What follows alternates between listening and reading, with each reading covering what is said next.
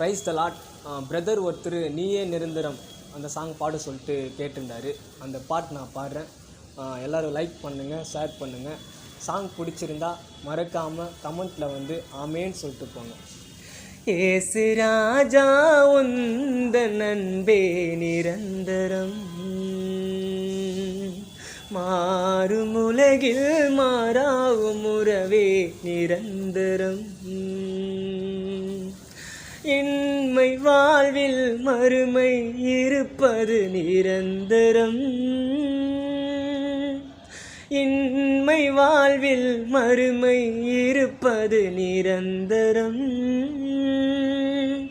நான் மாய்ந்த பின்பும் உம்மில் உயிர்ப்பது நிரந்தரம்,